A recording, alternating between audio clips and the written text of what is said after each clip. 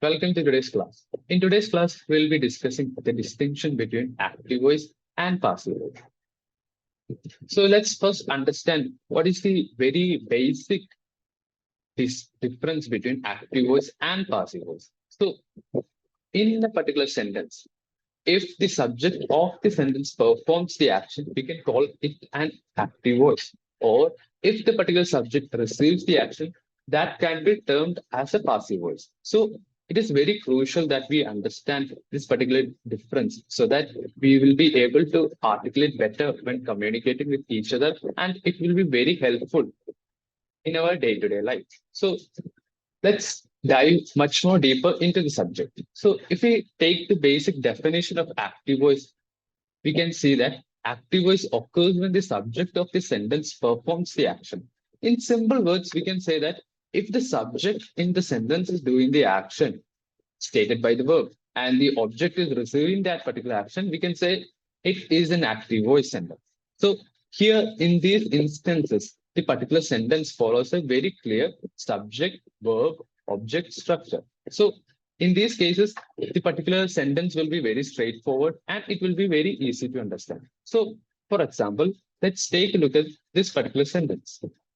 It says the chef prepares delicious meals. So if you take this particular sentence here, the subject of the sentence is chef. The verb is prepares and delicious meals is the object. So basically the emphasis or the importance in this particular sentence is given to the subject, which is the chef. And if we look closely, we can see that the action follows from the subject to the object in the form of subject verb object structure. Moving on, if we take the advantages of active voice, we can see that one of the main advantages is that it always has a clear and straightforward communication. And as I mentioned before, in active voices, we always emphasize on the doer of the action. And in many cases, we can observe that since it is a very straightforward communication, in most cases, while using the active voice, it will help us to engage the reader or the listener. Now, moving on to the next section, which is the passive voice. So we can assume that in passive voice, it occurs when the object of the action becomes the subject of the sentence. In simple words, we can say that in passive voice sentence, the action is being done to the subject. So here, the object is given much more importance than the subject, right? So in these cases, we can write the structure of the sentence as object, verb, subject. We have taken the very previous sentence and written it in a passive voice. So sentence will become delicious meals are prepared by the chef.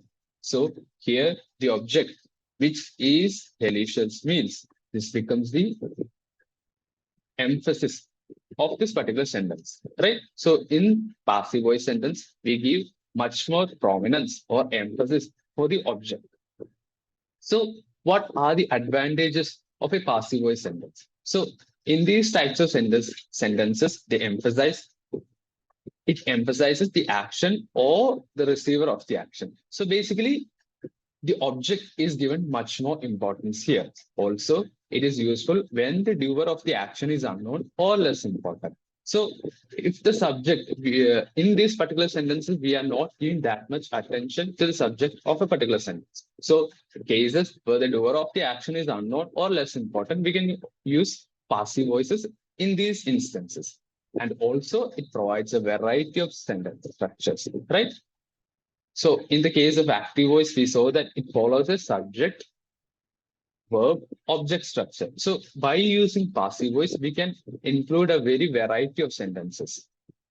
So since now we saw the very difference between active voice and passive voice, now let's look at when should we use this particular active voice and passive voice. First, coming to the active voice, we can say that it is appropriate when you want to convey a clear and direct message. So we should use active voice when the focus is on the doer of the action, or if we want our sentence to be concise and engaged.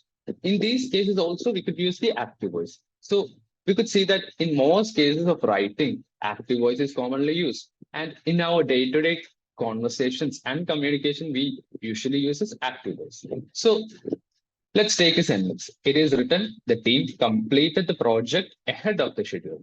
So by going by the definition, we can say the team here becomes the subject, completed becomes the verb, and the project ahead of the schedule becomes the object of the sentence. So in this particular sentence, it is very direct. And also it highlights the team. Much more importance is given to the subject, which is team here. So in this particular sentence, we can say the emphasis is on the accountability and engagement of the subject, which is team in this particular sentence. So moving on, when should we use passive voice then? So in sentences where the focus is on the action or the receiver of the action, we should use passive voice. So, and also in the cases if the doer of the action is unknown or less important, and if we want to shift the emphasis from the doer to the action itself. So the action becomes much more emphasized in these kinds of sentences. So in these instances, it is better that we use passive voice instead of active voice. So due to these peculiarities, we can see that passive voice is often used in scientific, technical, or formal writing. And we had taken the earlier sentence and transformed it into a passive voice. So the sentence becomes the project was completed ahead of the schedule by the team. So here the shift, we shifted the focus to the project here, right? So we indicated the completion of the task without specifying the doer, which is the team. So in this particular sentence, when we wrote that particular sentence in a passive voice form, the object, which is the project, become much more emphasized. So these kinds of usage can be useful when we have to emphasize on the object. So that is the very basic difference between active voice and passive voice.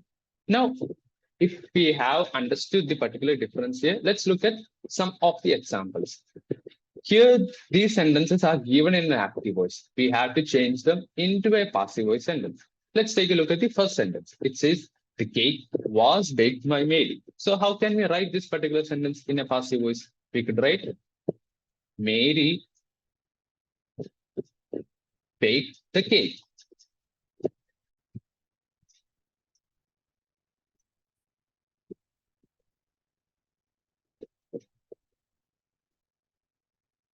So here we transformed a passive voice sentence into an active voice sentence. So here the emphasis is on Mary. Similarly, the second sentence is a new movie is being watched by them. So when we transform this into an active voice sentence, we can say they are watching a new movie.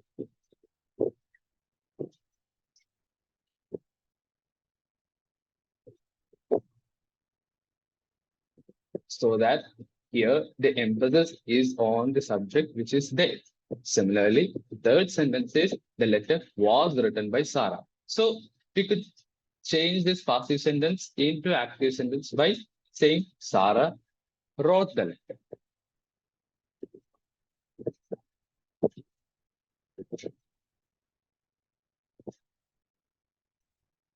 So the emphasis here is on Sarah. Also, moving on to the next sentence, it says the car was driven by my brother. So when we change this particular sentence, we could write it as my brother drove the car.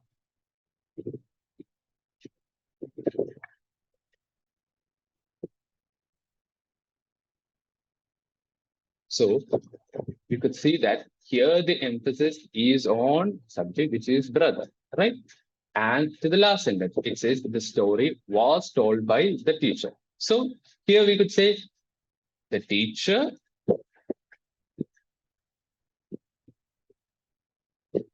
told the story. So with this, we have come to the end of today's session. I hope you had a great time, and I hope you have learned the very basic difference between active voice and passive. Thank you.